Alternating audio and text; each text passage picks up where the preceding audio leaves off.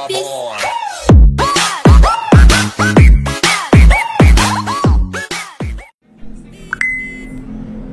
guys, selamat datang di channel Bang Gendul. Kali ini aku mau ngetes custom ROM Android 12. Sebenarnya agak males ya buat ngetes custom ROM Android 12 karena aku yakin pasti nggak enak dipakai buat ngegame apalagi ya. Kalau buat daily sih masih oke lah, atau buat gaya-gayaan tampilan, weh ini loh custom ROMku sudah Android 12, tampilannya udah kekinian kayak gitu mungkin masih bisa ya. Tapi kalau untuk dipakai buat main game, wah jelas gak enak. Kalau nggak percaya kalian buktikan sendiri, atau mungkin ada yang pernah nyobain custom ROM Android 12 dan itu enak banget dipakai main game, silahkan komen di bawah ya, kita buktikan. Oke, ini adalah Xdroid 3.0 Simply UI unofficial Android 12L yang dimodifikasi sama Aris Cahaya aka Wired 404. Nanti kalian bisa baca sendiri device changelognya kayak gitu ya. Untuk link downloadnya aku taruh di deskripsi video ini. Secara garis besar ya nggak jauh beda sama custom ROM AOSP yang Android 12 lainnya. Tapi kalau kita perhatiin di bagian dalamnya ini ya tentu aja pasti beda ya. Bedanya itu terutama di menu MNM list ini. Nanti bakalan kita bahas. Kita ke about phone dulu ya sebelum ke sana. Ini device name Redmi Note 5 1312. 1312 itu jam ya, jamnya 1312. Terus GPU Adreno 512, IPS LCOS itu nggak penting ya. Kita langsung aja ke firmware information, kita klik. Ini dia Xdroid. Sekarang Xdroid tampilannya kayak gini ya. Kalau dulu kan awal-awal muncul itu kayak bootleg ya tampilannya. Mulai font itu kayak mirip-mirip bootleg, warnanya merah dengan fontnya warnanya putih. Jadi ya mirip banget kayak bootleg. Ini dia AOSP Android 12 10R8 XD 12.1 R10 dengan kernel bawaannya minimal ASCII TI Haptic R26. Shell Linuxnya permisif. Untuk kameranya kita meloncat-loncat ya dari setting ke kamera. Untuk kameranya ini dia pakai kamera yang ya kayak gini doang. Jadi mungkin sebaiknya nggak usah kita bahas terlalu jauh ya. Untuk kameranya, nah ini kamera video. Terus untuk menunya juga cuma ada kayak gini. Aku itu suka kalau nge-review yang pakai kamera kayak gini ya, karena ya nggak perlu dibahas lama-lama. Kita langsung menuju ke pembahasan yang lain. Magis di sini masih pakai versi 23 seperti biasa ya. Cek safety netnya sudah tercentang dua-duanya. Kemudian kalau kita cek di Play Store, seingatku kemarin sih not certificate ya, belum tersertifikasi ya. Sekarang coba kita lihat. Nah ternyata masih belum tersertifikasi juga, masih nggak berubah ya. Device is not certified. Oke, balik lagi ke menu setting, kita bolak-balik, nggak apa-apa lah. Kita cek dulu di bagian internetnya. Buat ngeliat di bagian private network type ya, di mana? Private network type ada di sebelah sini. Agak susah ya nyari pengaturannya ini. Kalau di ROM Android 12 lebih dalam lagi, harusnya lebih dipersimpel gitu ya, malah disembunyi-sembunyiin ini. Oke, sudah banyak pilihan ya tadi. Terus untuk hotspot dan tethering di sini sudah support buat tethering VPN. Kemudian menu minimalis, kita cek satu persatu. What is Xdroid, kalian bisa pelajari sendiri, dijelasin dalam bahasa Inggris.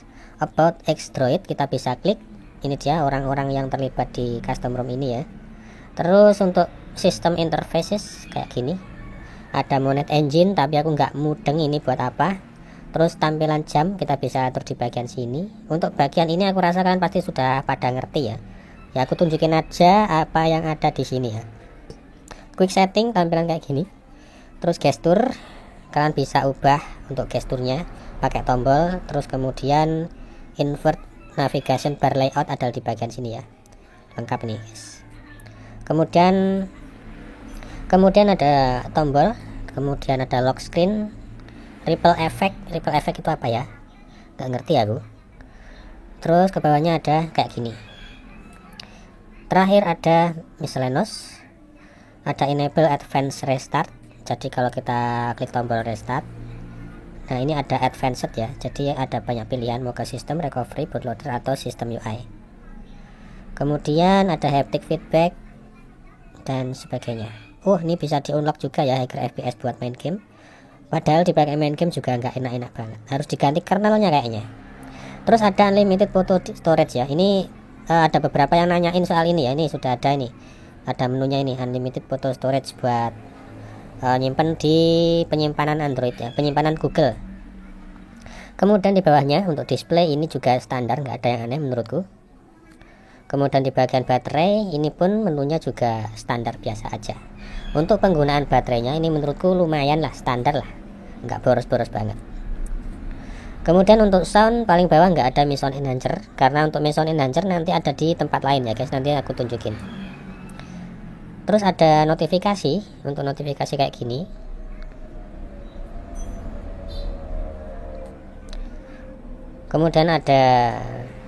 Kemudian storage, untuk storage-nya sistem kebaca 5,5. Jadi ini masih terbilang ngaco ya, nggak bener kalau 5,5, harusnya sekitar paling nggak 9 GB ke atas lah. Kemudian untuk security di sini ada pin, fingerprint, face unlock, smart lock, app locker nggak tahu ada apa nggak ketemu soalnya.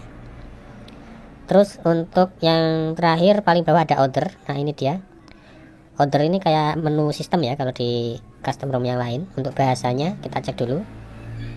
Ada bahasa Indonesia juga. Kemudian paling bawah ada developer option.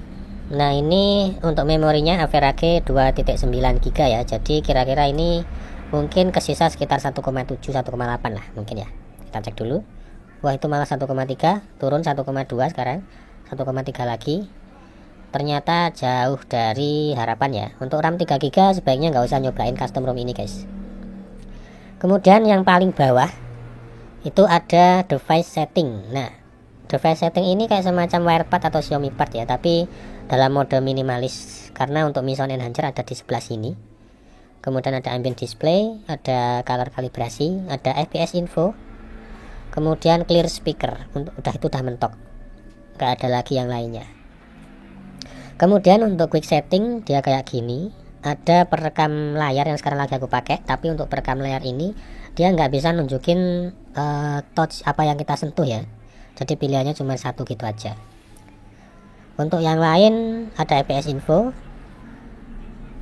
masih ada yang lain lagi sih sebenarnya di bawah ya, tapi nggak aku ke atasin, biarin aja.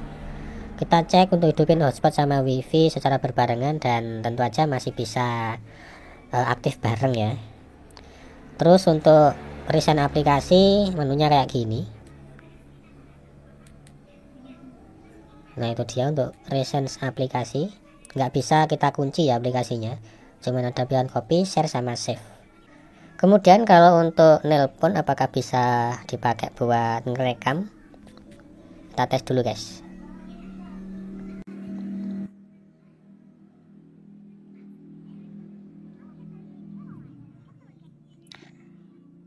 Oke, ternyata ada pilihan atau menu buat ngerekam obrolan saat kita nelpon guys. Ini sudah keren banget lah. Kemudian yang terakhir soal CPU throttling, ini lumayan ya dapatnya, lumayan stabil, dapatnya segini. Menurutku ini stabil karena walaupun naik turun sampai terakhir itu masih tetap rata naik turunnya ya. Kalian bisa lihat CPU throttlednya 95% dari maksimal performanya, jadi ini masih terbilang enak sih, stabil. Cuman yaitu cocoknya dipakai buat daily, kalau untuk main game ini kurang. Jadi mungkin gitu aja dulu untuk review kali ini. Kalau misalnya kalian punya unek-unek mau request silahkan tulis di kolom komentar. Makasih banyak sudah nonton video ini, kasih like kalau suka, dislike kalau kalian tega. Bang Gendut pamit undur diri dan kita bakal ketemu lagi di next video. See you, bye bye.